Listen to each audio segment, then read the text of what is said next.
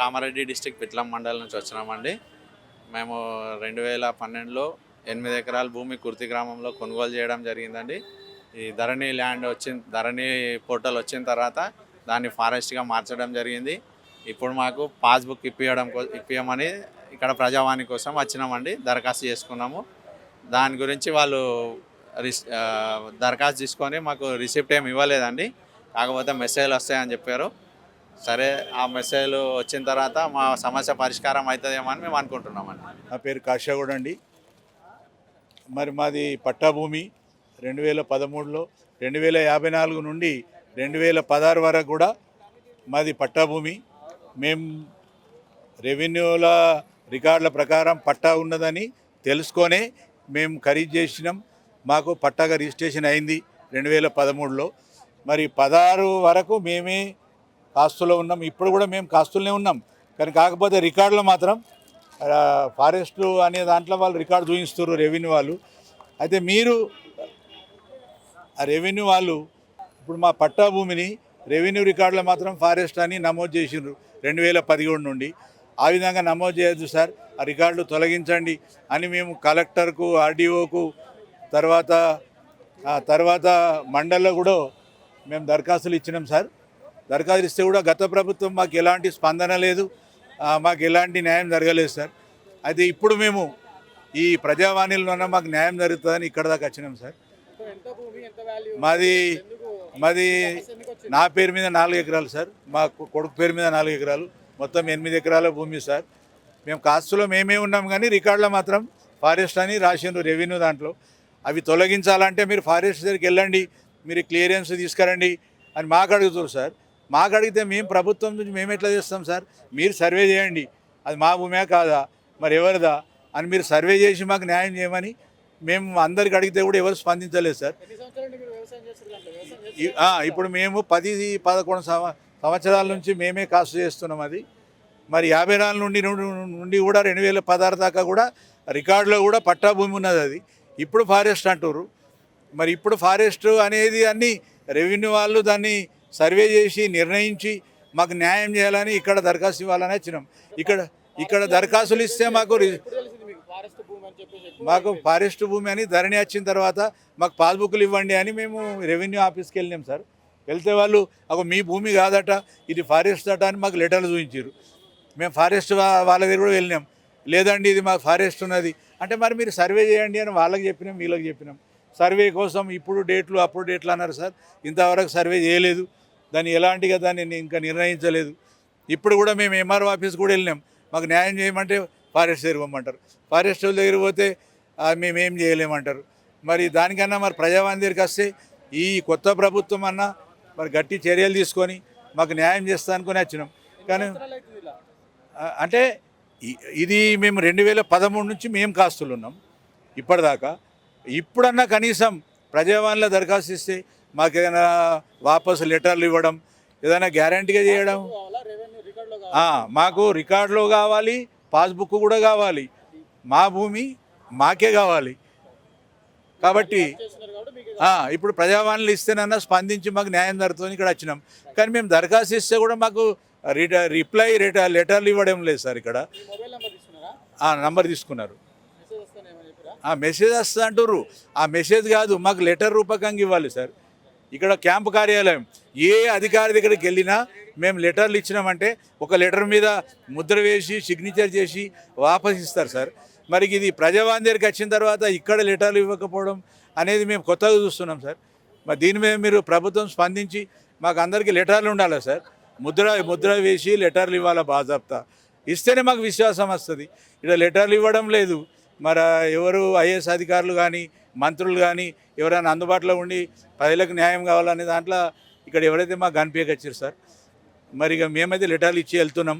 మరి మాకు తొందరగా న్యాయం చేయమని కోరుతున్నాం సార్. నమస్తే అన్న, నా పేరు పుష్పా కిరణ్ కుమార్, గ్రామం సోమలవారలింగోటం, మండలం నాంపల్లి, జిల్లా నల్గొండ వాసిని. ఈరోజు నేను రావడానికి ముఖ్య కారణం ఏంటంటే మా ఊర్లో మా నాన్నగారు అమ్మిన భూమి విషయంలో 2006-2007లో మా నాన్నగారితో పాటు పాలలు కూడా భూమి అమ్ముకున్నారు. అట్టి భూమి విషయంలో 2021-22లో ఒక లావాదేవీలు జరిగింది. ఆ లావాదేవీలప్పుడు వాళ్ళు ఏం చేసిరంటే సర్వే చేసుకోవడానికి వచ్చినారు కొన్న వ్యక్తులు. సర్వే చేసుకోవడానికి వచ్చినప్పుడు కూడా సర్వేలో కూడా మా నాన్నగారి పేరు అక్కడ చూపించి, ఇది సర్వే రిపోర్ట్ అన్న, దీంట్లో మా నాన్నగారి పేరు లేదు. ఇది వీళ్ళు సర్వే జరిగేటప్పుడు కూడా నన్ను నాకు చెప్పకుండా చేయకుండా వాళ్ళు సర్వే చేసుకోవడము, మళ్ళీ అక్కడ భూమిని కొలుచుకోవడము, మళ్ళీ వాళ్ళు కబ్జా చేసుకోవడం జరిగింది. అటు తర్వాత వాళ్ళు ఏం చేశారు, ఈ విషయంలో కూడా 3 లక్షల రూపాయల లావాదేవీలు వాళ్ళు మాట్లాడుకున్నారు. దానికి సంబంధించిన బాండ్ పేపర్ ఇదన్నా. అయితే ఇందులో మా నాన్న పేరు రాసిరు ఇక్కడ పుష్పాక లక్ష్మయ్య అని. కానీ ఇక్కడ చూడండి, ఇక్కడ మా సంతకం లేదు. ఇక్కడ మా సంతకం లేకుండా తంబు కూడా మీరు చూడండి 2 పేర్ల మధ్యలో తంబు పెట్టడం జరిగింది. అయితే నేను అక్కడ ఊర్లో పెద్దవాళ్ళు మీనారెడ్డి గారు అని ఉన్నారు, ఆయన ఈ విషయాన్ని చూశారనమాట. నేను ఆయనను ఫోన్ చేసి మాట్లాడినప్పుడు ఆయన ఏమన్నారంటే, మీరు వాళ్ళు డబ్బులు ఏ రోజైతే ఇస్తారో ఆ రోజు మీరు రండి, మీ సంతకం తీసుకున్న తర్వాత ఆ రోజు మనం మాట్లాడదామని నాకు చెప్పిండు. కానీ వాళ్ళు చెప్పకుండా చేయకుండా వాళ్ళని మా పాలి వాళ్ళకు ఈ విధంగా డబ్బులు ఇప్పించడం జరిగింది. అయితే నాకు ఇప్పుడు ఏమన్యాయం జరిగిందంటే, నాకు రావాల్సిన డబ్బులు నాకు రాలేదు. ప్లస్ ఇదే 44 సర్వే నెంబర్లో మాకు ఇంకా 15 గుంటల భూమి మాకు చెందుతుంది. అటువంటి భూమిని కూడా మాకు రానివ్వకుండా ఈ పెద్దలు మీనారెడ్డి గారు, మళ్ళీ ఇంకా మన ఊర్లో పెద్ద మనుషులు నాకు చాలా అన్యాయం చేశారు. అంతేకాకుండా ఇదే విషయం కాకుండా పెద్దలు మీనారెడ్డి గారు 401 సర్వే నెంబర్ విషయంలో నాకు చెప్పకుండా చేయకుండా మా పాలివారితో కుమ్మక్కై వెళ్ళి వాళ్ళు అక్కడ సెటిల్మెంట్ చేయడానికి కూడా వెళ్ళారు.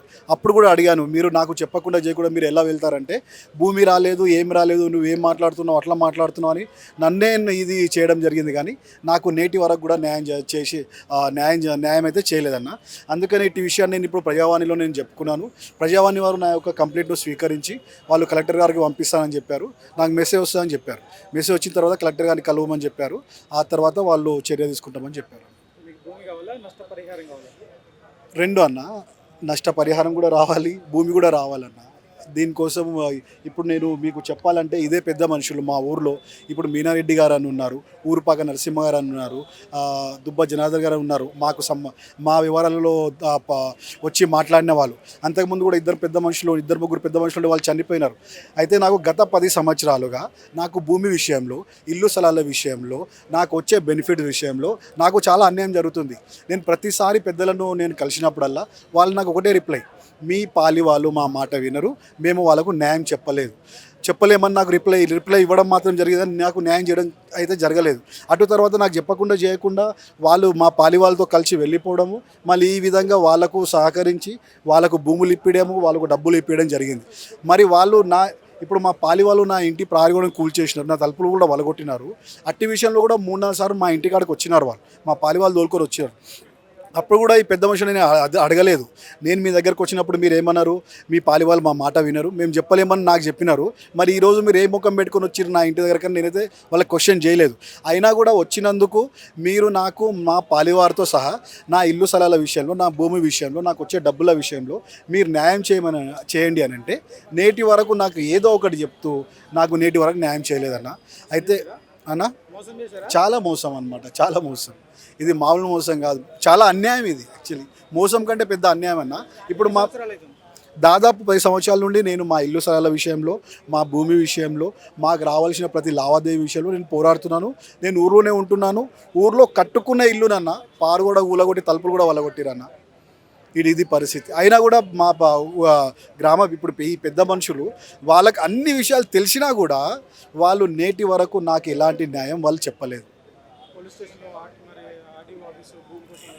ఇప్పుడు ఆర్డీఓ ఆఫీస్లో మనము ఎక్కడ వెళ్ళినా కూడా నేను లాస్ట్ టైం కూడా TM33 అని ఒక ఆప్షన్ వచ్చినుండే. ఆ ఆప్షన్లో నేను భూమి పెట్టుకోవడం జరిగింది. భూమి పెట్టుకోవడం జరిగినప్పుడు ఏమైపోయింది, ఆ భూమి మా నాన్నగారు 2011లో చనిపోయినారు కాబట్టి ఆ భూమి ఇతరుల పేరు మీద పడ్డది. వాళ్ళు ఏమన్నారు, ఇతరులను తోలుకరండి, మేము వారి పేరు నుండి మీ పేరు మీద చేస్తామని చెప్పినారు.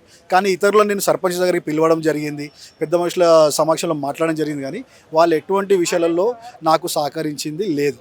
అయినా కూడా అట్టి విషయంలో ఇప్పుడు ఆ భూమి వాళ్ళ పేర్లపైనే ఉన్నది. అట్టి విషయంలో కూడా నేను ప్రజావాణికి వచ్చి వాళ్ళకు ఇక్కడ దరఖాస్తు పెట్టుకోవడం జరిగింది. అయితే ఇంకోటి, ఈ విధంగా భూమి విషయంలో, ఇల్లు స్థలాల విషయంలో నాకు అన్యాయం జరుగుతూనే ఉన్నదన్న.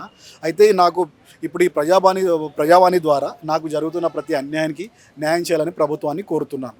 నేను సూర్యాపేట నుంచి ప్రజావాణికి అప్లికేషన్ పెట్టడానికి పోయిన వారం వచ్చి అప్లికేషన్ దరఖాస్తు ఇచ్చిన.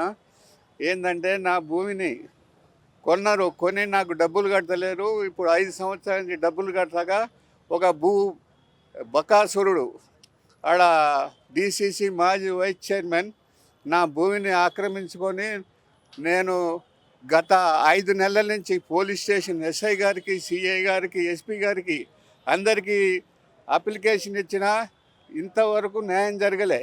కనీసం ఇక్కడ న్యాయం జరుగుతుందని నేను ప్రజావానికి వచ్చిన. ప్రజావానికి దరఖాస్తు 21వ తారీఖు జూన్ నెలలో నేను ఇచ్చా. మళ్ళీ ఎంక్వైరీకి వచ్చా. నాకు న్యాయం చేయమని మీ పత్రికా విలేకరు ద్వారా, ప్రింట్ మీడియా ద్వారా నీకు ప్రభుత్వానికి విజ్ఞప్తి చేస్తున్నా. రేవంత్ రెడ్డికి నేను అమ్మితే వాడు డబ్బులు కట్టలేదు, నేను రిజిస్ట్రేషన్ చేయలేదు, కానీ నా భూమి మీదకి నన్ను రానియట్లేదు. నేను కడీలు బాధితే నా కడీలన్నీ ఇరగొట్టిండు. ఆ ఇరగొట్టినవన్నీ ఫోటోలు గీటోలు అన్నీ తీసుకుపోయి ఎస్పీ గారికి, సిఏకి, డిఎస్పీ అందరికి ఇచ్చినా కూడా మాకు ఫలితం లేదు, మాకు న్యాయం జరగట్లేదు. కాబట్టి మాకు న్యాయం చేయమని నేను ఇక్కడ ప్రజావానికి వచ్చి దరఖాస్తు సమర్పించిన 21 జూన్ నాడు. ఈ జూన్ వాళ్ళు ఇప్పుడు ఈ ఎంక్వైరీ చేస్తే వాళ్ళు ఏమంటే అప్లికేషను డీజీపీ నుంచి మీకు ఎస్పీ ఆఫీస్కి పోయింది, మీరు అక్కడ ఎంక్వైరీ చేసుకోండి, అక్కడ మీకు న్యాయం జరుగుతుందని ఈ ఎంక్వైరీ ఆఫీసర్ మాకు చెప్పిండు. దానికి నేను ఈరోజు వచ్చి ఈ ప్రజావాణిలో అటెండ్ అయ్యి ఇంటికి వెళ్ళిపోతున్నా. నా పేరు డాక్టర్ పెండం కృష్ణ, సూర్యాపేట.